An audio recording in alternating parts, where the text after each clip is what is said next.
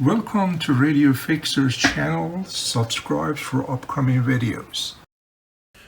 Not sure if this radio is fixable since it was damaged in an electrical fire. But you know me, I don't give up that easy, right? I actually enjoyed the challenge, believe it or not.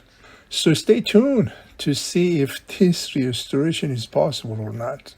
Really, my goal is to create these videos so a brand new person can use the information and be able to get into the hobby. It is really a wonderful hobby and very rewarding to bring back something that totally dead back to life and sing again. I highly recommend watching the earlier videos in this series. In those episodes, we disassemble the radio, inspect the electrical fire damage, and document and identify parts on the schematics, replace paper capacitor and out-of-tolerance resistors, repair the multi-section electrolytic capacitor, and install new polarized power cord. We also remove selenium rectifier, replace it with the diode, also the size of the resistor that we need to make this radio work. Let's get started. Alright, let's work on this speaker. I already treated all the rust area here. Majority of the rust are gone. Let me show you what product I used. This is the product I use. Of course, I'm going to add this to the description of this video. Feel free to check it out. I need to treat other side. Let me show you. Let me take this out. As you know, I put this to cover the speaker so the speaker doesn't get damaged. You see how bad the rust is? This is the way it was other side that was treated. As I mentioned earlier, this speaker was like this. When I took it apart, the screw came off here. Since underneath is pretty rust out, you see that? All that rust. So I need to treat those with naval jelly as well. The easiest way maybe is just to remove this totally, unsolder it, then work on the speaker, then put this back in. Of course, when you put it back in, you have to shim it. I will show you how to do that. So this be on the center. But it rusted pretty bad. Again, here was the same thing, was rust pretty bad, but that naval jelly really cleaned the majority of it. So let me unsolder this, because if I pull it up like this, I treat it.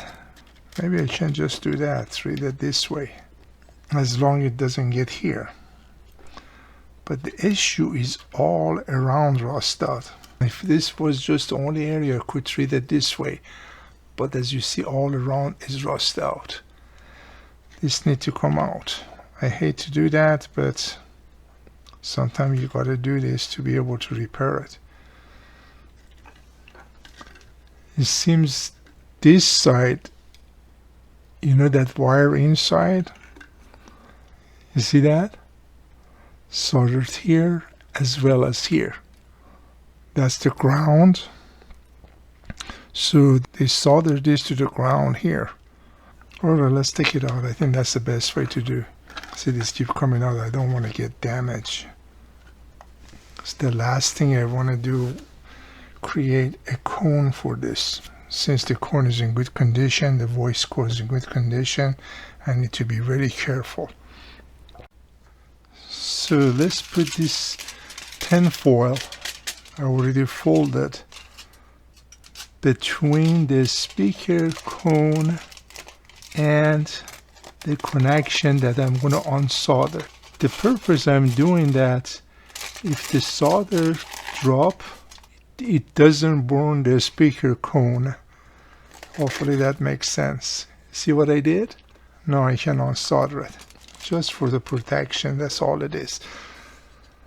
I'm going to add some solder to solder gun. This will help melt the old solder much quicker. Let's see how we're going to do this. Alright, let's take it apart. Hopefully nothing got damaged. Those old solder was pretty hard to remove. Alright, that's good. You see the cone is fine now. Nothing happened to it since I used that tin foil. See, it's still in good condition. Alright. Now that is all, I can test it also to see if the voice coil is okay or not. I'm going to use my multimeter. And this one, you see how bad it was? Now you know why I have to remove it, right? First it was loose, as you could tell, and pretty bad rusted. Now this is out. I'm going to clean those pins, take all the solders out. When I want to resolder it back, going to be much easier to clean it now. To clean them, usually get a small screwdriver like this, heat up that, and push all the solders out, all 3 pins. I'll make the temperature a little higher because the solders are old solder and it's hard to take them out. See, they're all clean now. All the solder is out. So when I want to install it, it's going to be much simpler. Alright, I pour some of this in the container because you do not want to put your brush inside the container. You're going to contaminate it. So pour some here. Then a small brush, of course. This is the same process I did outside. I'm going to do a little here as well. Then you just brush it. Just take time, put a little bit at a time. Just whatever is rust, go ahead and cover it. Follow the direction. Whatever the manufacturer say, you want to do that. Then give a good coat. Whenever you work with this chemical, make sure to wear gloves. You see this? So you put a good thick layer of it. I'm going to let this sit for a while. I even did the back side, wherever it was rust out, I did one more coat. So let it sit for a while. Then we have to rinse it. Of course, I cannot put this under the water. What I will do, I'm going to get a clean paper towel, then soak it with the water and clean all this, because you cannot soak this in the water since it has this transformer. Alright, let me clean up this as well with the water. Alright, I'm going to use my multimeter to see if there's any issue with the voice coil. Hopefully it's working. Put it on the ohm. One side connected here, of course. These are so fragile, that's why I'm very careful with this. Alright, as you see, the reading is about 4.3 ohm. So the voice coil is working. My understanding is as long as it shows some, ohm reading, the voice coil is okay. Usually it's very low. I'm glad that is fine, so I don't need to worry about that. Alright? It's always a good idea to test everything. Alright, the speaker is painted, totally dry. Let it set for at least a day. Be totally dry. So let's take everything out. Protect here. I didn't want to paint here. You would definitely want to protect the center. You don't want any dust or anything getting here. The best way to cover this, as you see, I use paper towel and some masking tape. A paper towel is going to make your job much easier. Alright, everything is out. It's looking good. Now I can start installing everything. Alright, the speaker is back together. Of course, I glue the cone back. Also solder those, as you see, all the 3 points are soldered back together. I add some shims. You see, those are the shim right here. There's 3 of them. Let me show you what I used. And this is what I used. It's pretty thin film that I cut a small piece of it. So that's what I used. Alright? Because if it's too thick, it's not going to work. To save time in this video, I highly suggest watching this video. I'm going to put the picture up here. I go through the detail step by step how to do this. Even if the speaker is totally rust out, still they are fixable. Every speaker is fixable. Just watch this video. It really helps you how to repair your original speakers, since the speakers are getting pretty hard to find or they're pretty expensive. So I'm going to put this aside, let it dry overnight. Tomorrow I'm going to take the shims out. I need to build one of this thing right here so the dust doesn't get inside.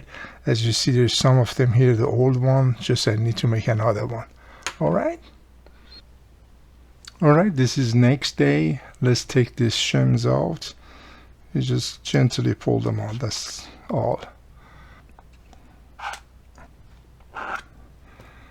Now I'm going to press this down. See, it's moving with no issue. That is good. So we're going to test it on the radio. If everything works well, then I'm going to put something in the top so the dust doesn't get in there. All right. And one thing about this thing that I used, I made a curve on it. I cut in small pieces, made a curve like this to be able to fit in there much easier.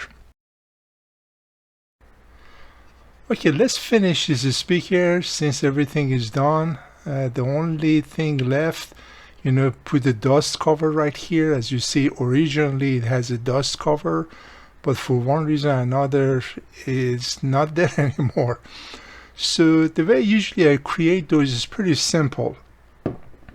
I get some type of like a cap, something like that, belong to the bottles. Make sure it fit here.